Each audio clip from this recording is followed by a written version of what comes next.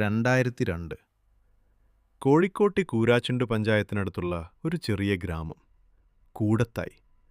പച്ചപ്പും ശാന്തതയും നിറഞ്ഞ ഒരു സാധാരണ ഗ്രാമം.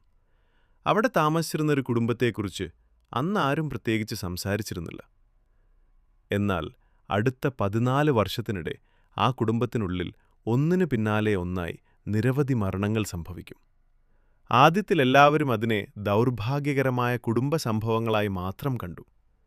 വയസ്സായവർ മരിച്ചു, ആരോഗ്യപ്രശ്നങ്ങളുണ്ടായവർ മരിച്ചു, ചിലർ പെട്ടെന്ന് മരിച്ചു. പക്ഷേ വർഷങ്ങൾക്ക് ശേഷം കേരളത്തെ മുഴുവൻ ഞെട്ടിച്ചൊരു ചോദ്യമുയർന്നു.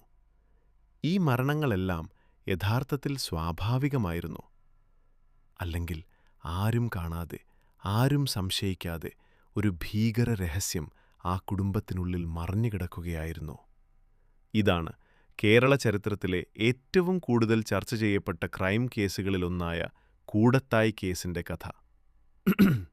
ഈ വീഡിയോയിലെ വിവരങ്ങൾ പൊതുവായി റിപ്പോർട്ട് ചെയ്ത അന്വേഷണ വിവരങ്ങൾ, കോടതി രേഖകൾ, മാധ്യമ റിപ്പോർട്ടുകൾ. കൂടത്തായിലെ പ്രശസ്ത കുടുംബങ്ങളിലൊന്നായിരുന്നു ടോം തോമസിന്റെ കുടുംബം. ഗ്രാമത്തിൽ അറിയപ്പെടുന്ന കുടുംബം, സാമൂഹികമായി നല്ല സ്ഥാനമുള്ള കുടുംബം. കുടുംബത്തിലെ അംഗങ്ങൾ പരസ്പരം അടുത്ത ബന്ധം പുലർത്തുന്നവരായിരുന്നു. ഈ കുടുംബത്തിലേക്കാണ് പിന്നീട് കേരളം മുഴുവൻ ശ്രദ്ധ തിരിയാൻ പോകുന്നത്. കുടുംബത്തിലെ മരുമകളായ ജോളി ജോസഫ് പുറത്തുനിന്ന് നോക്കുമ്പോൾ ഒരു സാധാരണ കുടുംബസ്ത്രീയായിരുന്നു. അയൽവാസികൾക്ക് പരിചിതമായ മുഖം, പലർക്കും ആദരവുണ്ടായിരുന്ന വ്യക്തി.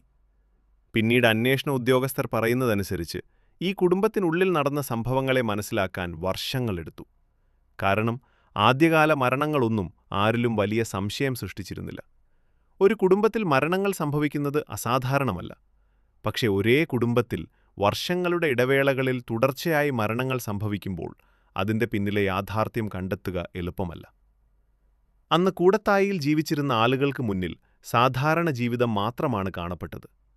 പക്ഷെ പിന്നീട് അന്വേഷണ സംഘം കണ്ടെത്തിയതായി പറയുന്ന വിവരങ്ങൾ കേരളത്തെ മുഴുവൻ ഞെട്ടിക്കാൻ പോവുകയായിരുന്നു. ആദ്യ മരണം 2002. പൊന്നാമച്ചം കുടുംബത്തിന്റെ തലവിയായിരുന്ന അന്നമ്മ തോമസ് കുടുംബത്തിലെ ഏറ്റവും സ്വാധീനമുള്ള വ്യക്തികളിലൊരാളായിരുന്നു. വീട്ടിലെ കാര്യങ്ങളും സാമ്പത്തിക തീരുമാനങ്ങളും പലപ്പോഴും അവരുടെ അഭിപ്രായത്തെ ആശ്രയിച്ചായിരുന്നു മുന്നോട്ടു പോയിരുന്നത്. ആ വർഷം ഓഗസ്റ്റിൽ നടന്നൊരു സംഭവം പിന്നീട് അന്വേഷണ ഉദ്യോഗസ്ഥർ വീണ്ടും പരിശോധിക്കാൻ പോകും. അന്നമ്മ തോമസിന് ആരോഗ്യപ്രശ്നം അനുഭവപ്പെടുകയും പിന്നീട് മരണം സംഭവിക്കുകയും ചെയ്തു. അന്ന് കുടുംബാംഗങ്ങളും നാട്ടുകാരും അതൊരു സ്വാഭാവിക മരണമെന്ന നിലയിലാണ് കണ്ടത്. ആരും വലിയ സംശയം പ്രകടിപ്പിച്ചില്ല. പോലീസിന്റെ പ്രത്യേക അന്വേഷണം ആരംഭിക്കാൻ ഇനിയും വർഷങ്ങൾ ബാക്കിയായിരുന്നു. ജീവിതം വീണ്ടും പഴയ രീതിയിലേക്ക് മടങ്ങി. എന്നാൽ പിന്നീട് അന്വേഷണ സംഘം പറയുന്നതനുസരിച്ച് ഈ മരണം ഒരു വലിയ കഥയുടെ ആദ്യ അധ്യായമായിരുന്നു. വർഷങ്ങൾക്കിപ്പുറം വീണ്ടും ഒരു മരണം. കാലം കടന്നുപോയി. കുടുംബം സാധാരണ ജീവിതം നയിച്ചു. എന്നാൽ 2008 മറ്റൊരു ദുരന്തം സംഭവിച്ചു. അന്നമ്മ തോമസിന്റെ ഭർത്താവായ ടോം തോമസ് മരിച്ചു. വീണ്ടും കുടുംബം ദുഃഖത്തിലായി. 2 മരണങ്ങൾ. പക്ഷേ 6 വർഷത്തെ ഇടവേള. അതുകൊണ്ടുതന്നെ ആരും ഒരു പാറ്റേൺ കണ്ടെത്തിയില്ല. ഒരു കുടുംബത്തിൽ വയസ്സായ ആളുകൾ മരിക്കുന്നത് അസാധാരണമല്ല. അതിനാൽ സംശയങ്ങളുമുണ്ടായില്ല. എന്നാൽ പിന്നീട് അന്വേഷണ രേഖകളിൽ ഈ 2 മരണങ്ങളും ഒരേ കഥയുടെ ഭാഗങ്ങളായി മാറി. റോയ് തോമസിന്റെ മരണം 2011. ഇതാണ് കേസിന്റെ ചരിത്രത്തിലെ ഏറ്റവും നിർണായകമായ വർഷങ്ങളിലൊന്ന്. റോയ് തോമസ്, ജോളിയുടെ ആദ്യ ഭർത്താവ്. ഒരു ദിവസം അദ്ദേഹത്തെ വീട്ടിലെ ബാത്റൂമിൽ മരിച്ച നിലയിൽ കണ്ടെത്തി. സംഭവം നടന്ന സമയത്ത് പലർക്കും അത് ആത്മഹത്യയായിരിക്കാമെന്നായിരുന്നു ധാരണ. എന്നാൽ ഈ സംഭവത്തിലൊരു വ്യത്യാസമുണ്ടായിരുന്നു. റോയിയുടെ മരണശേഷം പോസ്റ്റ്മോർട്ടം നടത്തി. ആ പരിശോധനയാണ് വർഷങ്ങൾക്കിപ്പുറം അന്വേഷണത്തിന് പുതിയ ദിശ നൽകിയത്. അന്നത്തെ ഫോറൻസിക് റിപ്പോർട്ടുകളിൽ വിഷത്തിന്റെ സാന്നിധ്യം കണ്ടെത്തിയതായി പിന്നീട് അന്വേഷണ ഉദ്യോഗസ്ഥർ ചൂണ്ടിക്കാട്ടി. എന്നാൽ ആ സമയത്ത് കേസ് വലിയ രീതിയിൽ മുന്നോട്ടു പോയില്ല. ജീവിതം വീണ്ടും പഴയപടി തുടർന്നു. കൂടത്തായിയിൽ ആരും അന്ന് ചിന്തിച്ചിരുന്നില്ല ഈ മരണം ഒരു ദിവസം കേരളത്തിലെ ഏറ്റവും വലിയ ക്രൈം അന്വേഷണങ്ങളിലൊന്നിലേക്ക് നയിക്കുമെന്ന്. സംശയം വളരാൻ തുടങ്ങുന്നു. റോയ് തോമസിന്റെ മരണത്തിന് ശേഷം കുടുംബത്തിനുള്ളിൽ ചെറിയ ചോദ്യങ്ങൾ ഉയരാൻ തുടങ്ങി. ചില ബന്ധുക്കൾക്ക് ചില കാര്യങ്ങൾ പൊരുത്തപ്പെടുന്നില്ലെന്ന് തോന്നി. എന്നാൽ സംശയം മാത്രം മതിയാകില്ല, തെളിവ് വേണം. അതുകൊണ്ട് കേസ് വർഷങ്ങളോളം മുന്നോട്ടു പോയില്ല. ഇതിനിടയിൽ കുടുംബത്തിനുള്ളിൽ വീണ്ടും ദുരന്തങ്ങൾ സംഭവിച്ചു. 2014 മറ്റൊരു ബന്ധു മരിച്ചു. അതേ വർഷം തന്നെ ഒരു 2 വയസ്സുകാരി കുട്ടിയും മരണപ്പെട്ടു. പിന്നീട് 2016-ൽ മറ്റൊരു മരണം കൂടി സംഭവിച്ചു. ഇപ്പോൾ മരണങ്ങളുടെ എണ്ണം 6 പക്ഷെ അവ തമ്മിൽ വർഷങ്ങളുടെ അകലമുണ്ടായിരുന്നു. അതിനാൽ പലർക്കും ഇതിപ്പോഴും ദൗർഭാഗ്യകരമായ കുടുംബ സംഭവങ്ങളുടെ ഒരു പരമ്പര മാത്രമായി തോന്നി. പക്ഷെ ഒരാൾ ഈ കഥ മറക്കാൻ തയ്യാറായിരുന്നില്ല: റോയ് തോമസിന്റെ സഹോദരൻ. അദ്ദേഹത്തിന്റെ സംശയമാണ് പിന്നീട് മുഴുവൻ കേസിനെയും വീണ്ടും തുറക്കാൻ കാരണമായത്. ഒരു സഹോദരന്റെ സംശയം വർഷങ്ങൾ കടന്നുപോയിട്ടും റോയ് തോമസിന്റെ മരണം ചില കുടുംബാംഗങ്ങളുടെ മനസ്സിൽ നിന്ന് മാഞ്ഞില്ല. പ്രത്യേകിച്ച് റോയിയുടെ സഹോദരൻ റോജോ തോമസ്. റോയിയുടെ മരണവുമായി ബന്ധപ്പെട്ട ചില കാര്യങ്ങൾ അദ്ദേഹത്തിന് തുടക്കം മുതൽ തന്നെ സംശയകരമായി തോന്നിയിരുന്നു. പല മരണങ്ങളും ഒരേ കുടുംബത്തിനുള്ളിൽ സംഭവിച്ചിട്ടും അതിനെക്കുറിച്ച് വിശദമായ അന്വേഷണം നടന്നിരുന്നില്ല. റോയിയുടെ മരണശേഷം കുടുംബത്തിൽ സംഭവിച്ച മാറ്റങ്ങളും ചില ചോദ്യങ്ങൾക്ക് വഴിവെച്ചു. അവസാനം റോജോ തോമസ് ബന്ധപ്പെട്ട രേഖകളും റിപ്പോർട്ടുകളും വീണ്ടും പരിശോധിക്കാൻ തുടങ്ങി. വർഷങ്ങളായി അടഞ്ഞുകിടന്ന ഒരു കഥ വീണ്ടും തുറക്കാൻ പോവുകയായിരുന്നു. അദ്ദേഹം വിവിധ സർക്കാർ രേഖകളും പോസ്റ്റ്മോർട്ടം വിവരങ്ങളും പരിശോധിക്കാൻ ശ്രമിച്ചു. അവിടെ നിന്നാണ് അന്വേഷണത്തെ പുതിയ ദിശയിലേക്ക് നയിച്ച ചില നിർണായക വിവരങ്ങൾ പുറത്തുവരാൻ തുടങ്ങിയത്. പഴയ കല്ലറകൾ വീണ്ടും തുറക്കപ്പെടുന്നു. പോലീസിന് ലഭിച്ച വിവരങ്ങളും പരാതികളും അടിസ്ഥാനമാക്കി അന്വേഷണം ശക്തമാക്കി. ഇപ്പോൾ ഉദ്യോഗസ്ഥർ ഒരു അസാധാരണ തീരുമാനമെടുത്തു: വർഷങ്ങൾക്ക് മുൻപ് മരിച്ചവരുടെ മൃതദേഹങ്ങൾ വീണ്ടും പരിശോധിക്കണം. ചില മൃതദേഹങ്ങൾ പുറത്തെടുത്ത് ഫോറൻസിക് പരിശോധനയ്ക്ക് വിധേയമാക്കി. കേരളം മുഴുവൻ ഈ വാർത്ത ശ്രദ്ധിക്കാൻ തുടങ്ങി. കാരണം സാധാരണയായി വർഷങ്ങൾ പഴക്കമുള്ള മരണങ്ങൾ വീണ്ടും അന്വേഷിക്കുന്നത് വളരെ അപൂർവമാണ്. അന്വേഷണ സംഘം ഓരോ മരണവും പ്രത്യേകം പരിശോധിച്ചു. മെഡിക്കൽ രേഖകൾ, സാക്ഷിമൊഴികൾ, കുടുംബ ബന്ധങ്ങൾ, സാമ്പത്തിക വിവരങ്ങൾ എല്ലാം വീണ്ടും പരിശോധിക്കപ്പെട്ടു. പതിയെ ഒരു ചിത്രം രൂപപ്പെടാൻ തുടങ്ങി. കേരളത്തെ ഞെട്ടിച്ച അറസ്റ്റ് 2019. കേരള മാധ്യമങ്ങളിൽ ഒരേയൊരു വാർത്തയാണ് പ്രധാന തലക്കെട്ടുകളായത്: കൂടത്തായി കേസ്. അന്വേഷണത്തിന്റെ അടിസ്ഥാനത്തിൽ ജോളി ജോസഫിനെ പോലീസ് അറസ്റ്റ് ചെയ്തു. തുടർന്ന് മറ്റ് ചിലരെയും അന്വേഷണത്തിന്റെ ഭാഗമായി അറസ്റ്റ് ചെയ്തു. അറസ്റ്റിന്റെ വാർത്ത പുറത്തുവന്നതോടെ കേരളം ഞെട്ടി.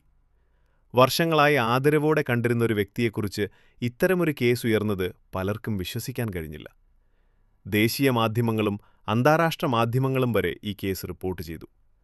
കൂടത്തായി എന്ന ചെറിയ ഗ്രാമം അപ്രതീക്ഷിതമായി ലോകത്തിന്റെ ശ്രദ്ധയിൽപ്പെട്ടു. മാധ്യമ വിചാരണയും പൊതുജന പ്രതികരണവും. അറസ്റ്റിന് പിന്നാലെ കേസ് കേരളത്തിലെ ഏറ്റവും കൂടുതൽ ചർച്ച ചെയ്യപ്പെട്ട കേസുകളിലൊന്നായി മാറി. ടെലിവിഷൻ ചാനലുകൾ, പത്രങ്ങൾ, സോഷ്യൽ മീഡിയ എല്ലായിടത്തും ഒരേ ചർച്ച. ഇത്രയും വർഷം ആരുമൊന്നും സംശയിക്കാതിരുന്നതെങ്ങനെ? അന്വേഷണം മുന്നോട്ടു പോകുന്നതിനൊപ്പം പുതിയ വിവരങ്ങളും പുറത്തുവന്നു. എന്നാൽ അതോടൊപ്പം ഒരു പ്രധാന കാര്യം ഓർമ്മിക്കേണ്ടതുണ്ടായിരുന്നു: അന്വേഷണവും കോടതി നടപടികളും 2 വ്യത്യസ്ത ഘട്ടങ്ങളാണ്. അന്വേഷണ ഉദ്യോഗസ്ഥർ ശേഖരിച്ച തെളിവുകൾ പിന്നീട് കോടതിയിൽ പരിശോധിക്കപ്പെടണം. അതുകൊണ്ടുതന്നെ കേസ് നിയമപരമായ ഒരു ദീർഘയാത്രയിലേക്ക് കടന്നു. കേരളത്തിലെ സാധാരണ ജനങ്ങൾക്കിടയിലും ഈ കേസ് വലിയ ചർച്ചകൾക്ക് കാരണമായി. കുടുംബത്തിനുള്ളിലെ വിശ്വാസം, അധികാരബന്ധങ്ങൾ, രഹസ്യങ്ങൾ, മനുഷ്യ മനസ്സിന്റെ സങ്കീർണത, ഇതെല്ലാം ആളുകൾ വീണ്ടും ചർച്ച ചെയ്യാൻ തുടങ്ങി. കോടതിയിലേക്ക് നീങ്ങിയ കേസ്. അറസ്റ്റുകൾക്ക് ശേഷം കേസിന്റെ അടുത്ത ഘട്ടം കോടതിയിലായിരുന്നു. അന്വേഷണ സംഘം ശേഖരിച്ച തെളിവുകളും സാക്ഷിമൊഴികളും ഫോറൻസിക് റിപ്പോർട്ടുകളും കോടതിക്ക് മുന്നിൽ അവതരിപ്പിക്കപ്പെട്ടു. പ്രോസിക്യൂഷൻ തങ്ങളുടെ ഭാഗം അവതരിപ്പിച്ചു. പ്രതിരോധം അവരുടെ വാദങ്ങൾ ഉന്നയിച്ചു. മാധ്യമങ്ങളിൽ വലിയ ചർച്ചകൾ നടന്നിരുന്നുവെങ്കിലും കോടതിയിൽ ഓരോ ആരോപണവും തെളിവുകളുടെ അടിസ്ഥാനത്തിൽ പരിശോധിക്കപ്പെടേണ്ടതായിരുന്നു. അന്വേഷണ ഉദ്യോഗസ്ഥർ വർഷങ്ങളായി നടന്ന മരണങ്ങൾ തമ്മിൽ ബന്ധമുണ്ടെന്ന് വാദിച്ചു. പ്രതിരോധം ആ വാദങ്ങളെ ചോദ്യം ചെയ്തു. കേസ് കേരളം മുഴുവൻ ഉറ്റുനോക്കുന്ന ഒരു നിയമ പോരാട്ടമായി മാറി. ഓരോ കോടതി വിധിയും ഓരോ ഹിയറിംഗും വാർത്തയായി. കാരണം ഇതൊരു സാധാരണ ക്രിമിനൽ കേസ് മാത്രമായിരുന്നില്ല. കേരളത്തിന്റെ സാമൂഹിക ചരിത്രത്തിൽ പ്രത്യേക സ്ഥാനം നേടിയ ഒരു കേസായി അത് മാറിയിരുന്നു. കേരളത്തെ മാറ്റിമറിച്ചൊരു കേസ്: കൂടത്തായി കേസ്. കേരളത്തിലെ ആളുകളെ പല കാര്യങ്ങളും വീണ്ടും ചിന്തിക്കാൻ പ്രേരിപ്പിച്ചു. നമ്മൾ വിശ്വസിക്കുന്ന ആളുകളെക്കുറിച്ച് നമുക്ക് എത്രത്തോളം അറിയാം? ഒരു കുടുംബത്തിനുള്ളിൽ നടക്കുന്ന കാര്യങ്ങൾ പുറത്തുള്ളവർക്ക് മനസ്സിലാക്കാൻ എത്ര ബുദ്ധിമുട്ടാണ്? വർഷങ്ങളോളം ഒരു സംശയവും ഉയരാതിരിക്കാൻ എങ്ങനെ സാധിച്ചു? ഈ ചോദ്യങ്ങൾ കേരളത്തിലെ ഓരോ വീട്ടിലും ചർച്ച ചെയ്യപ്പെട്ടു. കേസ് വാർത്തകളിൽ നിന്ന് സിനിമകളിലേക്കും ഡോക്യുമെൻ്ററികളിലേക്കും എത്തി. ദേശീയ മാധ്യമങ്ങളും അന്താരാഷ്ട്ര മാധ്യമങ്ങളും ഈ കേസിനെക്കുറിച്ച് റിപ്പോർട്ട് ചെയ്തു.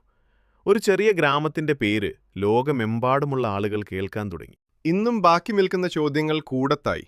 കേസിനെക്കുറിച്ച് സംസാരിക്കുമ്പോൾ പലരും ഇന്നും ചില ചോദ്യങ്ങൾ ചോദിക്കുന്നു. വർഷങ്ങളോളം സംശയം ഉയരാതിരുന്നതെങ്ങനെ? ആദ്യഘട്ടത്തിൽ തന്നെ കൂടുതൽ അന്വേഷണം നടന്നിരുന്നെങ്കിൽ കഥ വേറെയായേനെ. ഇത്തരം കേസുകളിൽ ഫോറൻസിക് ശാസ്ത്രത്തിന്റെയും മെഡിക്കൽ പരിശോധനകളുടെയും പ്രാധാന്യം എത്രത്തോളം വലുതാണ്? ഈ ചോദ്യങ്ങൾക്ക് പൂർണ്ണമായ ഉത്തരങ്ങൾ കണ്ടെത്തുക എളുപ്പമല്ല. പക്ഷേ ഒരു കാര്യം വ്യക്തമാണ്, ഈ കേസ് കേരളത്തിലെ ക്രിമിനൽ അന്വേഷണ ചരിത്രത്തിൽ ഒരു വഴിത്തിരിവായി മാറി. 2002 ഒരു കുടുംബത്തിനുള്ളിൽ നടന്നൊരു മരണം. അന്ന് അതൊരു സാധാരണ കുടുംബ ദുരന്തമായി മാത്രമാണ് പലരും കണ്ടത്. എന്നാൽ വർഷങ്ങൾക്കിപ്പുറം അതേ സംഭവം കേരളത്തെ ഞെട്ടിച്ചൊരു വലിയ അന്വേഷണത്തിന്റെ തുടക്കമായി മാറി. കൂടത്തായി കേസ് ഒരു ക്രൈം സ്റ്റോറി മാത്രമല്ല, അത് വിശ്വാസത്തിന്റെ കഥയാണ്, സംശയത്തിന്റെ കഥയാണ്, സത്യാന്വേഷണത്തിന്റെ കഥയാണ്. ചിലപ്പോൾ വർഷങ്ങളോളം മറഞ്ഞുകിടക്കുന്ന ചോദ്യങ്ങൾക്കും ഒരു ദിവസം ഉത്തരങ്ങൾ തേടി അന്വേഷണം തിരികെ വരുമെന്ന് നമ്മെ ഓർമ്മിപ്പിക്കുന്നൊരു കഥ. ഇതാണ് കൂടത്തായി കേസിന്റെ കഥ.